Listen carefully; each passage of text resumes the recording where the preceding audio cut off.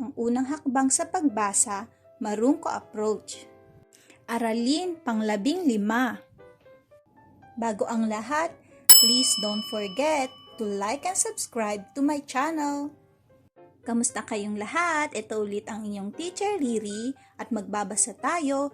Una kong bibigkasin at susundan niyo ako. A, E, I, O, U, Wa, We, Wi, Wo, Wu. Ngayon, una kong babasahin ang mga salita at susundan niyo ako. Wa-lo, walo. La-wa, lawa. Ka-wa, kawa. Ha-wa, hawa. Na-wa-wa-la, nawawala. Da-la-wa, dalawa. Ga-wa, gawa. Ka-wa-wa, kawawa. Ka-wa-li, kawali. Wi-ka, wika.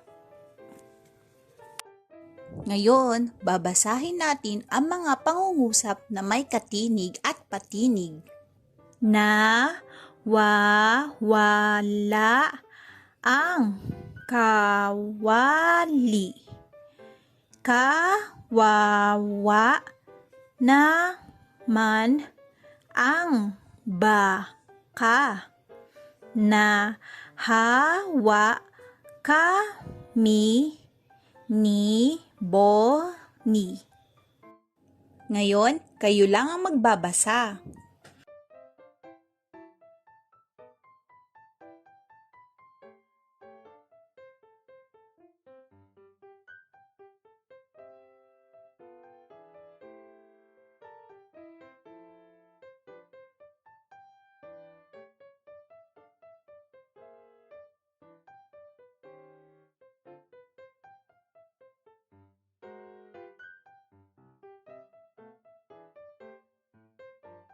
Ngayon, magbabasa ulit tayo ng pangungusap na tumutukoy sa larawan na may katinig at patinig.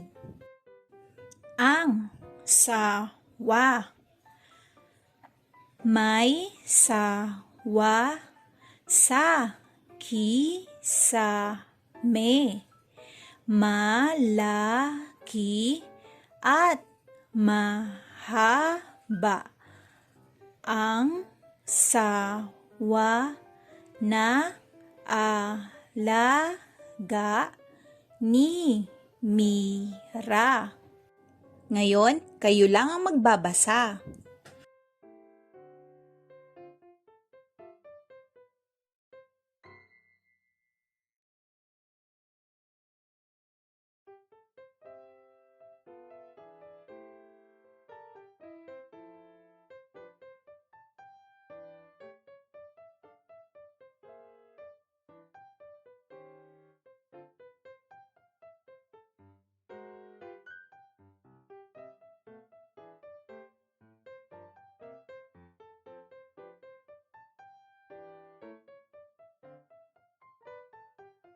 Good job, mga bata!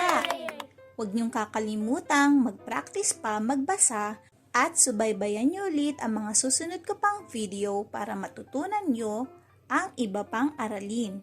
Maraming salamat at hanggang sa muli, paalam!